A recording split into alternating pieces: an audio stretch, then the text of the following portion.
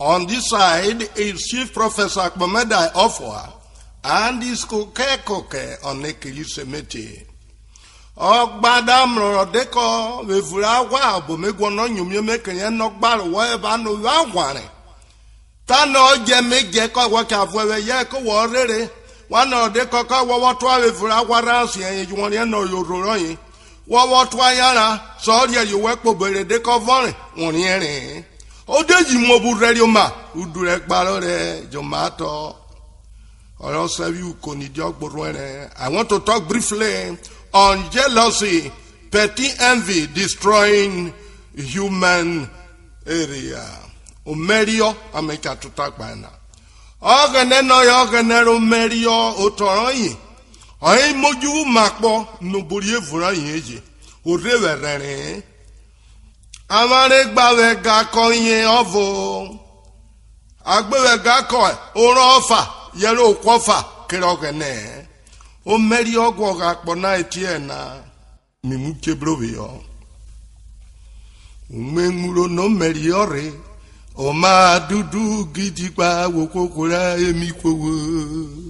Umemuro no Meriore, O ma dudu gidiba, Wokokura, Emiko. Memuro no meriare o ma dudu gidigba wo kokora emi kowo. Memuro no meriare o ma dudu gidigba wo kokora emi kowo. Ma dudu gidigba wo kokora emi kowo. Ayo ma dudu gidigba wo kokora emi kowo. O ma dudu gidigba wo kokora emi kowo. O ma dudu gidigba wo kokora emi kowo. Ode, ejo wakewo. Ora re aye, obora re ro meri owo. O ma dudu gidigba okokora mi kuwe. Oja veru to share roye, joja rome na yo fa veru te, e dogi di menja. O ma dudu gidigba okokora mi kuwe. Uvumengu koye gade ijo bi ogu bi ikuru. Oroke moto faru ma ye nu aja bobiyo. O ma dudu gidigba okokora mi kuwe. Awi ku igun ni e pe, omi ko maran ye, e di ni e mo ko ene ro mo ku yomi. Akpor o ma dudu gidigba okokora mi kuwe. Asobojo. Oboga sawejo ko wo ro ma pe ririe. Ya somo re yo na je raje yo we. O ma dudu gidigba okokora mi kuwe. Jealousy de kilo. Ivye bu mo ba ru yo. Evye bi dibo ko ra ikere ruwo. Ayo ma dudu gidigba okokora mi kuwe. Okoro koko oye so zige. Okoro ko mara oye ji so zige. Wori abero ju wori abero akona. Ayo ma dudu gidigba okokora mi kuwe. Omerio gaga anerado. Petit everyday kilo VIP and macheting. Ayo ma dudu gidigba okokora mi kuwe. Ora riro ro nerario ma. Uguro merio ojo bore wori da o. Ayo ma dudu gidigba okokora mi kuwe. Ora re o merio bori vumemu. Kae na Urhobo na wo mo de komoroko. Ayo ma dudu gidigba okokora mi kuwe. Erumura ri vere koye re jawon mere. Oga na jowu ko wori arubi yo bede. O ma dudu gidigba okokora mi kuwe. Ederu ogwe rurero ka kwa ni enu fre na kponani. Ori lori baba o ma dudu gidigba okokora mi kuwe. Woda gwoge rumu womo nyomi inyo yoga na oba re rumu re na kherowe uko re rumu. O ma dudu gidigba okokora mi kuwe. O merio gbegbe ko ne raruero o ne rarieria oboro korwe lo mo nyome. O ma dudu gidigba okokora mi kuwe. Woda veru kere oye na ko mamo lo merio lo berere okoro wo ba beki. O ma dudu gidigba okokora mi kuwe. dado magwo no janeki na ogana ko chajo waneki na o ani dalu le me o ma dudu gidi ba o gbogbo ra mi kuwe obro dajo mamoran me ona mi che ko bi o to o dera yiru we mi ko ke no mariere isapato o ma dudu gidi ba o gbogbo ra mi kuwe ko che kire bi sini pare metope abi fa won ye moto ama mi go o ma dudu gidi ba o gbogbo ra mi kuwe emi avero wode se kwoko o me ko bi o to mi sakpere o ma dudu gidi ba o gbogbo ra mi kuwe waboku memu da obo weka ju memu ka je je ko we o ma dudu gidi ba o gbogbo ra mi kuwe madudu kitigba wo gbogbo re mi kowo ayo madudu gidi ba o gbogbo ra mi kuwe madudu kitigba wari nde won enu ayo madudu gidi ba o gbogbo ra mi kuwe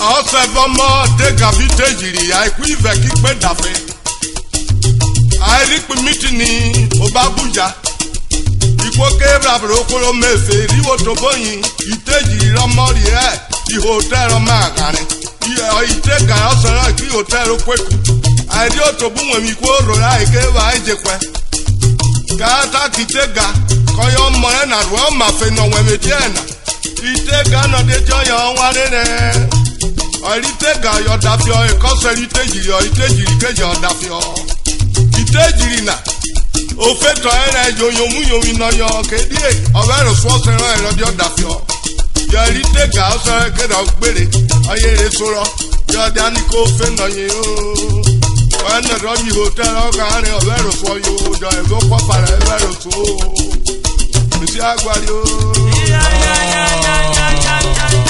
awa kwale gaga atana ba kwale gaga wada gaga awon ba kwale ga menere ku bi asora eturobo eburo ro meki yiri kise pe ko ra no sera irode ana fata na ba kwale gaga ede ku bi asora asoke ba na ede kere ko ise pe to ka rio wada wa wa ise pe po na anejo ai ukwe kuri ari okwo na kufi akata ni akiko ko ya jeri aware ko ya woge ga buche mejo adavie jo bumo ke jo bi okwo oge no bu ijoko ebi onero bo ka ejo maboro oro ge nero na ka e kwa were so no wojo mana imona kamleje igo redi wo rakpa mo ba no esusu juve esusu je gbin yori oro ge jo na ya ja wo ba rejo ni keje ejo na joma imige ni vegwe nyoro na ka pa awon ya gweteti onero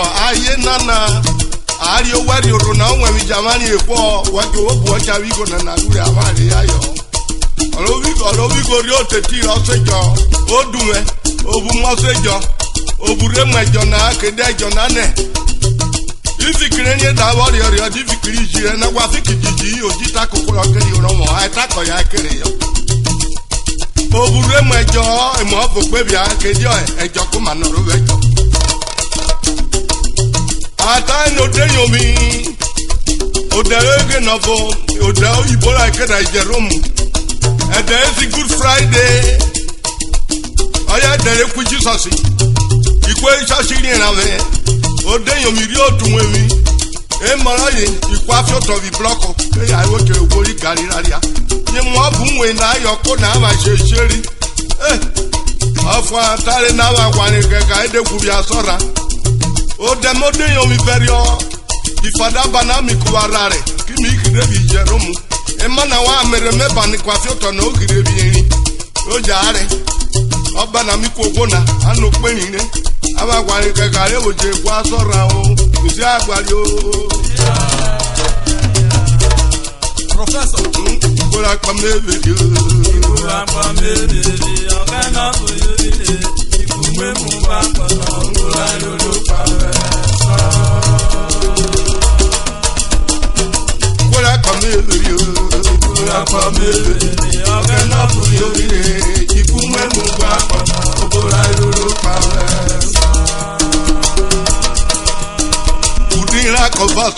kweko Evide suje viada Ejana kumure Inira veki yokwe Kula kwa meverio Obena buyore Ikume mupakona Obola yoro pawesa Niwe kwe kiko wavye Olu ya bulu korurwe Ejele kaya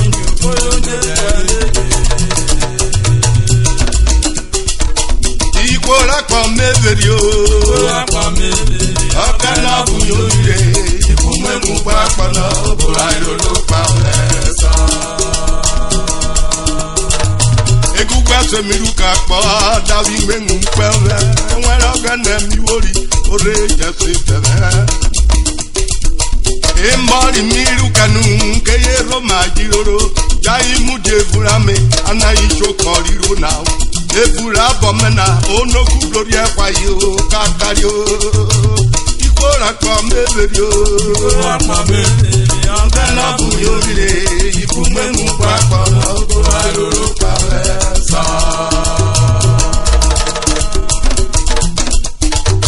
Erumuka ya fakono yone total Urhobo imwetu imremure Ode mame total pe won fa eroda total pa ron Eri amremu odare neve tinoko Ogoda bibiere neri yo ojo ko ninu ara Ikola kwa meverio Ikola kwa meverio Okana buyore Kume mugwa kwana Obola yoro pawesa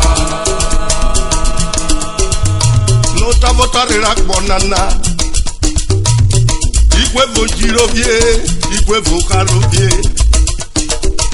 Ikola kwa damrewe Ako me jirue Obuko me karowe Obukolo vya dakaro vye Isara wane Urhobo talking now Ikola kwa meverio Ikola kwa meverio Okana buyovire Ikume mugwa kwana Obola yoro pawesa Obolo kume mugwa kwato Ikwe siri jibu valio Ikwe voke kwa goro Ikwe vorweloro Ikwe vorerwa se Ikwe vogbo bomwesio Boli ikwe vorwela nu Ka ikwe vomi uve Jaye tuova vovio Ikwe siri vakbo Ibuti kumwe mu bevete Ikola kwa meverio Ikola kwa meverio Akana buyore Ikume mupakona Obola yoro pawesa Enyori na faguru Nigeria kuye Urhobo jeperoma Ogere adegowo mu igo foto Omobre vikere mu Ofua Ikore kaza Wogaro gresi Rekono gare niwa Inyi kori debono anakota ire Ofua kikoro gene Oboro gene jiro Efotoro jiteru Wada ke dugu Ofua koye dugu re pare Ogene kidi atero pa kenu ma Ikola kwa meverio Ikola kwa meverio Okana buyore Ikume mugwa kwana Obola yoro pawesa Unara kpona peruo Unra kpotopo Onyalu rere benya Wo diploma frefre Anu rere sowe Wada ya nono Ko yu rere kowe Mwe minyara Ikola kwa meverio Ikola kwa meverio Okana buyore Ikume mugwa kwana Obola yoro pawesa Nepa dari yurupe Edafe na mevrenu Okiri gbere ofrenu Gremuro rari yo Generator tire Egoto gbere keko Besi anyo Ikola kwa meverio Ikola kwa meverio Okana buyore Ikume mugwa kwana Obola yoro pawesa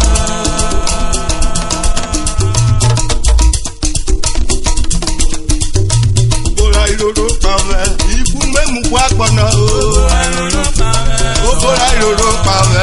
Bora lolo pawe. Yado bora loro. Ibi gabunesio. Bora lolo pawe. Ikumenu bakono.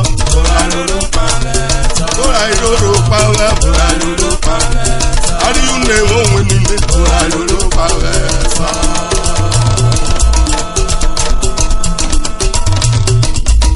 Orator Day Festival 2007 Merit Award recipient.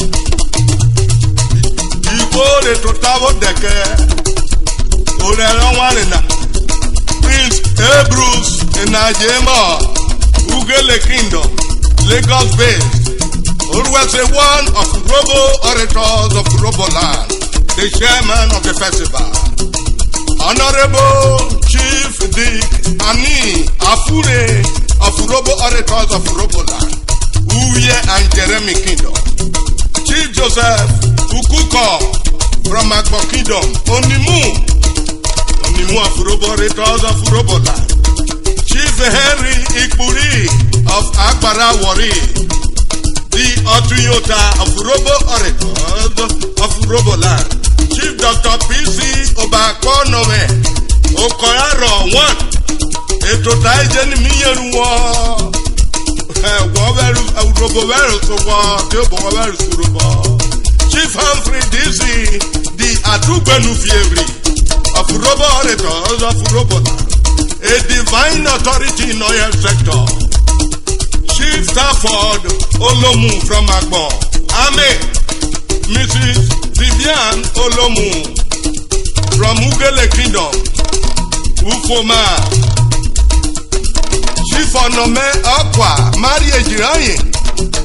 Anoye Bimonika Niminyeni Club Nana. Oromeraye. Ede Raimera Lukwa Boru 207. Okbara Junior Noble. Emweje Boke. Future Lady. Unity Friends Worry. The good friend, golden sister, Imubiaro Para, gentle ladies, Robotoro, workshop for you worry. I just Mr. Peter Omoru of number 35, Okito Street Worry. Yeah, it's patron in Avani Obanaka. The executive of Urhobo orators of Urhobo land. Am I doing a run there where COVID was?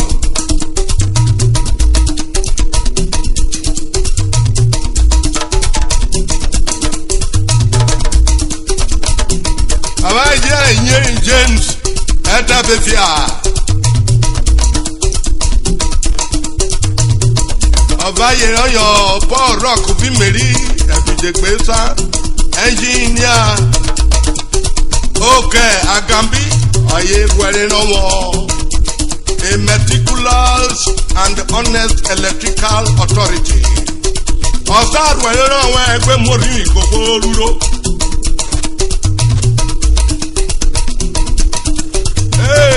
Coca. Awaye Honorable Professor A.K. Ferrakaya, the Senator. Honorable Barrister Akpor Gaga, M.A.S.A. Member House of Assembly.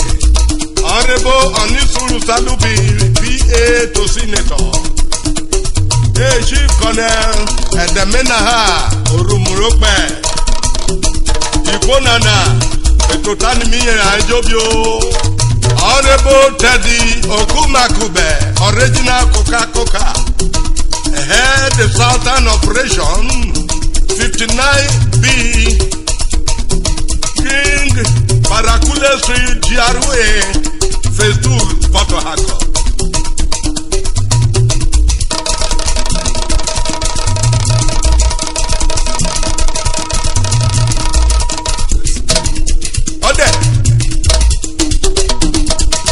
Obwine Lokoke Ikwekwe Etota Jobike ya Ogwakwi Rekodo Etota Urhobo ni miwe Unwe yowo takogwe Borado bora iji Kaike bluwere nekperigo Nero ya Ihwo Nokokoke Ogwakwi Rekodo Obwine Nado Bojo Oje Kwanota Etota Krero Etota Dewota Go Junubi yo Yodi Ototare bebe etina unwe yorowe o jawolo rekodo na jawolo oya ma ruloke ama ko tubi yore jawolo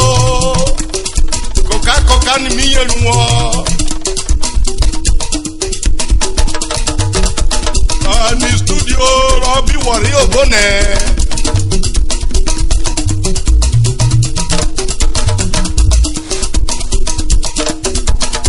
Mare regire tabuke tabine Mare regire tabuke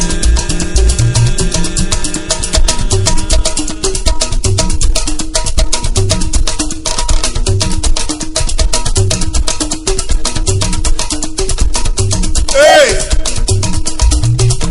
Mare regire tabuke tabine Mare regire tabuke tabine Okori jere onorogu ijere Iri studio imadanwena Agomi Hey Igwine Urhobo eje to tariki twine Igwine Urhobo eto tariki twine